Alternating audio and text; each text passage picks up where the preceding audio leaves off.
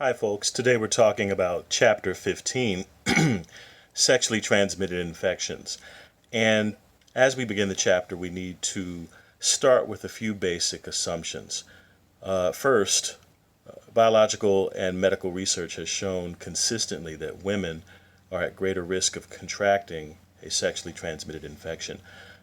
Infectious agents prefer warm, moist areas of the body, and the female reproductive tract is rife with these areas. And so there's a greater proportionality of these kinds of warm, moist areas in the female anatomy versus the male anatomy. And so that right there is a biological inclination for women to contract an STI. Also, women are more likely to not have symptoms of having contracted a sexually transmitted infection. We refer to this as asymptomatic. As you have heard about the COVID-19 crisis and pandemic, more than likely the notion of not showing symptoms of being asymptomatic has come up within that context as well. So also another assumption that we need to bear out and talk about is the fact that many of the sexually transmitted infections that develop do and can develop drug resistance if they are a long-standing individual unique infection. So if someone has had a particular infection, let's say for instance they've been infected with chlamydia for quite some time, they may develop a stronger chlamydial infection that's very, very difficult to get rid of ultimately. And again, we'll get to this, but chlamydia is a bacterial sexually transmitted infection that is treatable and curable with antibiotics. So also keep in mind that another assumption we can contend is that sexually transmitted infections can transfer from mother to infant through the birth canal and the birthing process. And so in the process of infant birth and infant resolution, if you will, of pregnancy, so if you will, during that process, it is possible indeed for an infant, a wee one, to be infected by some version of the sexually transmitted infection or perhaps another expression, yet and still based upon the initial sexually transmitted infection. Sexually transmitted infections, also one thing we can assume is that, and again the data bear this out, and so we're looking at multiple data sources. So this would include the Centers for Disease Control in Atlanta, the National Clearinghouse they are for infectious illness and disease prevention and control and research on such. And then we also have state level departments that are a lot like the Centers for Disease Control. That bears in mind the Michigan MDCH, Michigan Department of Community Health. And so these agencies maintain the data and have, and again, this is data that's maintained across all 50 states as well in their unique health departments at the state level. But the data do indicate that these realities are indeed consistent and that they have a grounding within the social experiences of various groups within society and the tapestry of those groups that are indeed society. So we also need to keep in mind, yes, that again, and that's the point that I wanted to make, you'll find overwhelmingly, disproportionately, that the rates of infection, of sexually transmitted infections, are greatest in proportion amongst those who are 25 and younger. And so a lot of this goes back to what we said in Chapter 8 about inconsistent contraceptive use amongst youth populations. And so again, with that in mind, there can be some ambivalence about having sex to begin with, and that may lend itself to behavior that is not ultimately in the best interest of the individual and the individual's partners. Also keep in mind that there are three categories of sexually transmitted infection. There are ectoparasitic infections, bacterial infections, and there are viral infections. Right? So we'll start first with ectoparasitic. Now, ectoparasitic infections, it's a fancy way of referring to parasites that live somewhere close to the surface of the skin or just beneath it. And then as a parasite, they need and require a host to live off of, and there is a symbiotic relationship where the parasite indeed needs the host to an extent.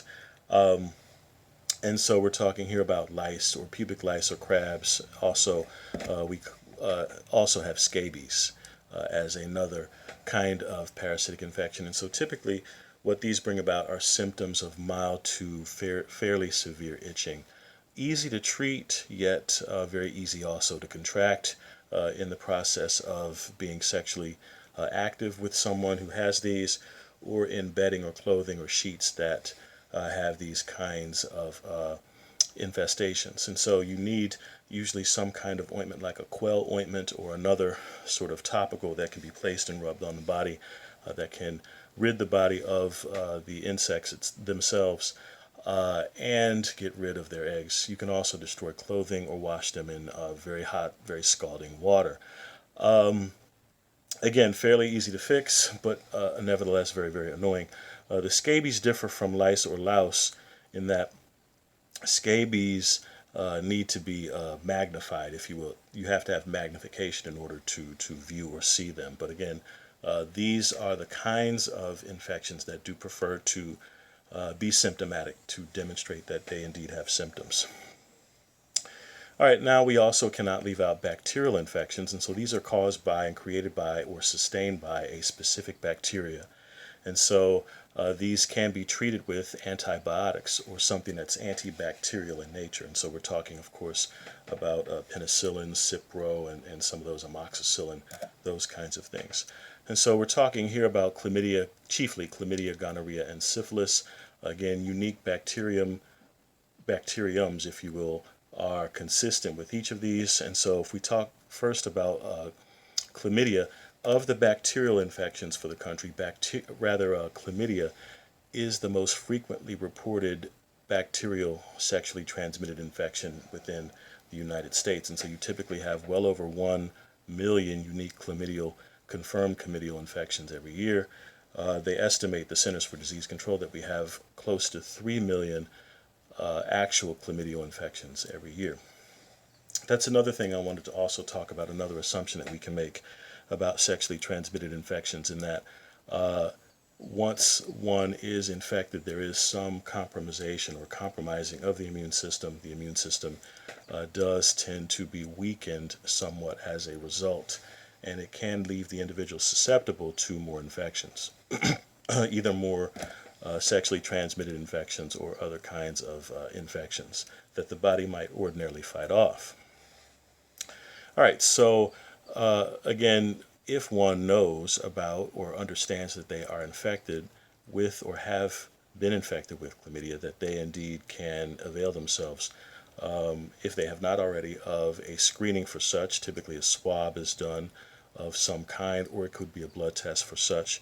In any case, it may show symptoms, but not necessarily.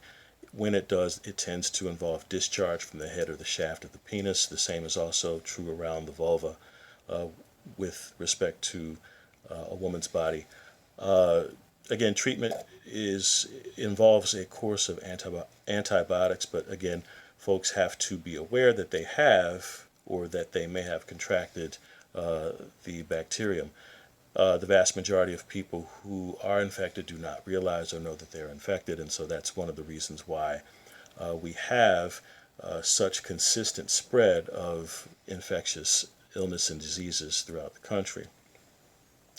Again, one thing that can happen with bacterial infections, including gonorrhea, that if they are not within a woman's body in particular, we're talking about, if they're not treated, you can develop a wider spread infection known as pelvic inflammatory disease, or PID. And so that's a deeper, stronger, more chronic level of inflammation that happens within the reproductive and genital tract of a woman's body. And so this can happen with respect to either chlamydia, gonorrhea, or syphilis, with respect to the bacterial infections that are sexually transmitted. With respect to gonorrhea, lower rates of infection, but nevertheless still hundreds of thousands of cases, new cases every year within the country, according to the Centers for Disease Control. And so you're also looking at the possibility of developing a discharge, but again, in the vast majority of cases, people are not symptomatic. They are asymptomatic. They tend not to have symptoms of a gonorrheal infection. And again, this can also lead to PID. And how you contract these infections that are bacterial in nature, also keep in mind, is that these really involve contact with the penis, the vagina, the mouth, or the anus. Ejaculation does not have to have occurred. It doesn't have to occur, if you will, to contract or transmit the bacterial sexually transmitted infections. Right? Of the major, if you will, bacterial sexually transmitted infections, syphilis, of the three of these, tends to be much more symptomatic. It tends to be symptomatic in a series of stages, and so there are three stages. The first stage involves where typically the syphilis bacterium entered the body, and that's the site that typically shows in stage 1 a chancre sore, and that's spelled Chancre. Chancre sores are small and reddish and painless, but they appear where the bacterium entered the body. And again, this can enter the body in all kinds of places within the genital region, but certainly beyond, even within the eyes. You can see people can be diagnosed as having had the chancre there, and then of course that's where the bacterium entered the body. So in that first stage, there won't be much more symptomatology, or you won't really be symptomatic, I should say, beyond that. In stage 2, a person, if they have it, they may, if they show the symptoms of syphilis infection, they'll have a rash on, say, the forearm, typically a sort of red rash-like set of patches will grow there, or develop there, I should say. And then they may feel run down, have multiple flu-like symptoms, and this can go on for a few weeks. And then in stage 3, syphilis goes dormant, and that's where it does the most ravaging to multiple body organs. It transcends the reproductive and sexual organs and goes into the heart, the lungs, the liver, and so forth, the brain. Pardon me, excuse me. Many historical figures in the past have been diagnosed post-mortem as having contracted syphilis, and that has been implicated in a number of their untimely deaths. All right.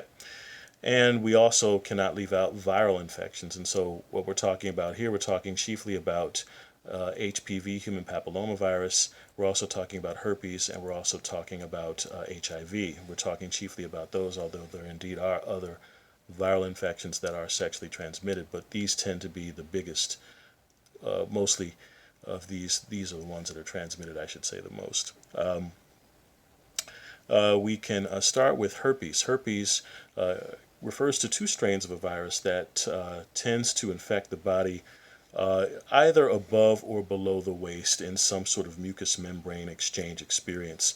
But again, it can be beyond that. Syphilis in either state of either strain, I should say, is highly infectious. It's highly communicable.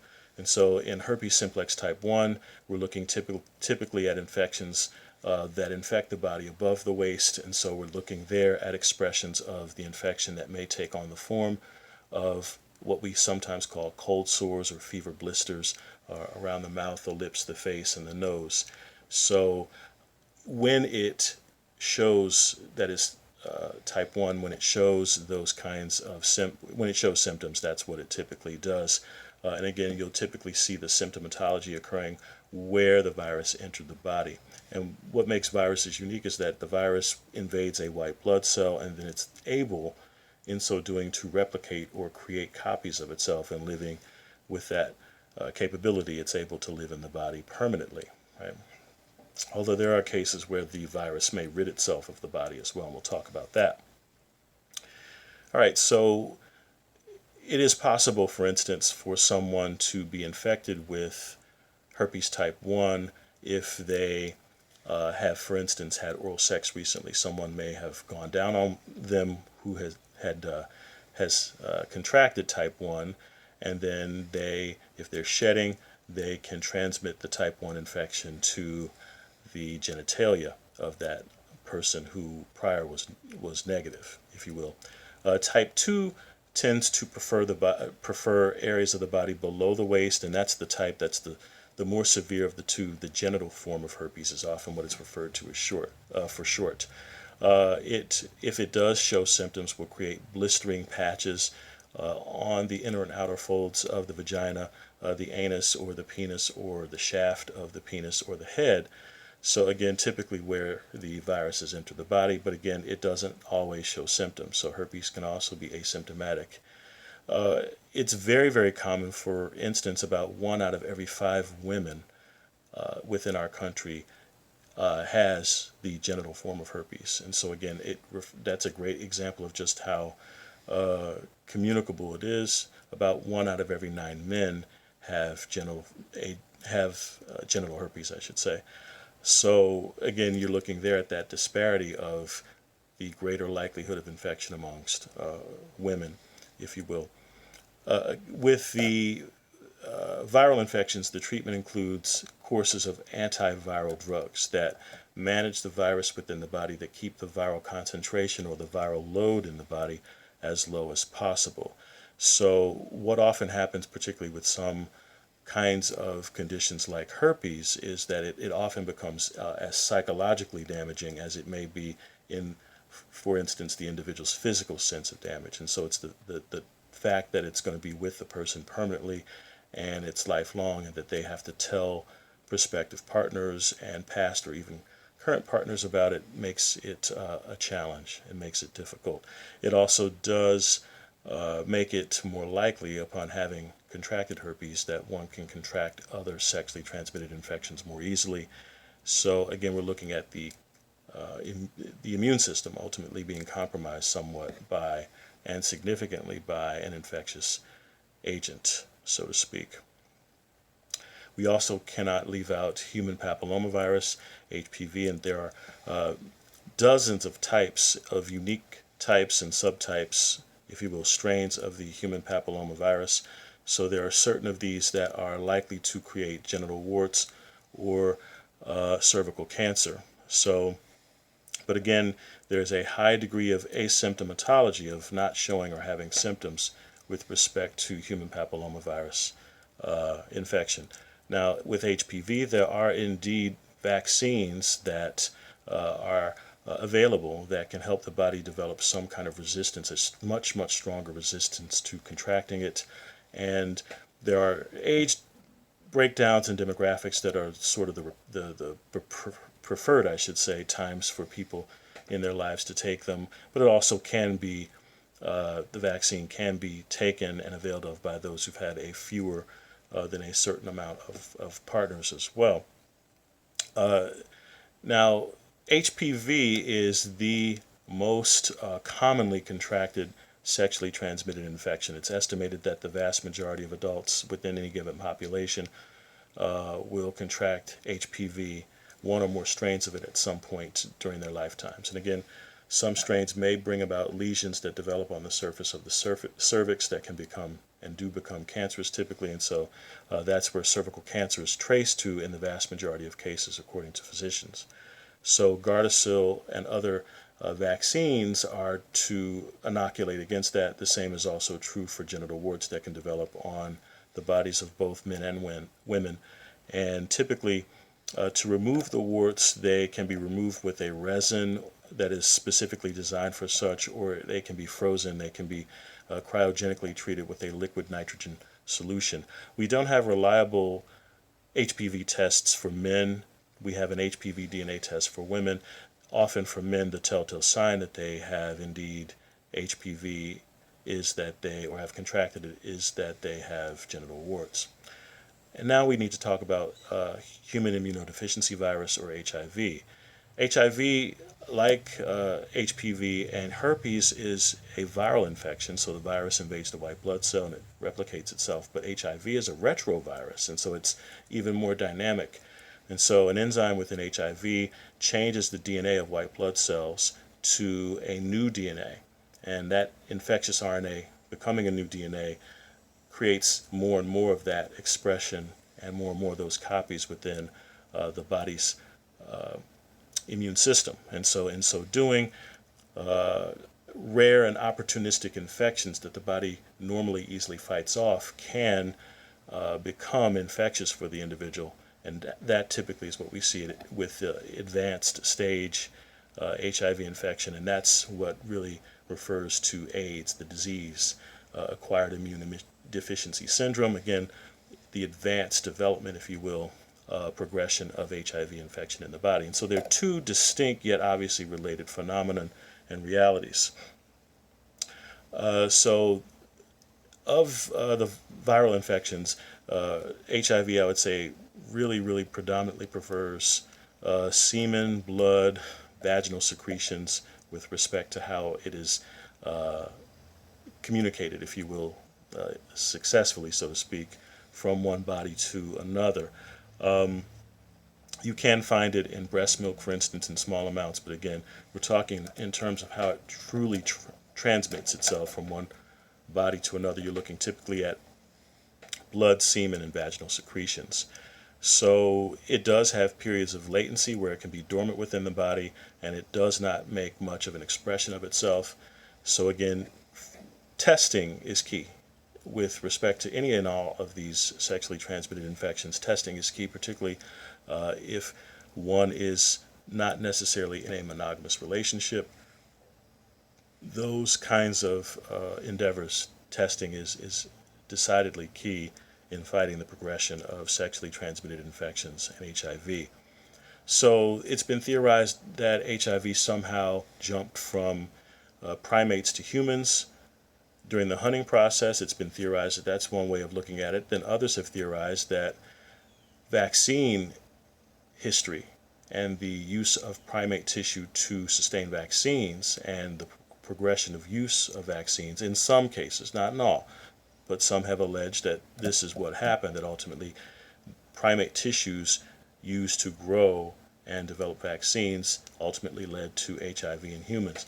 So, and then some also theorized that really the colonization of the African continent ultimately put humans and primates in contact in ways that they had not really been exposed to before, and that's ultimately responsible for the spread.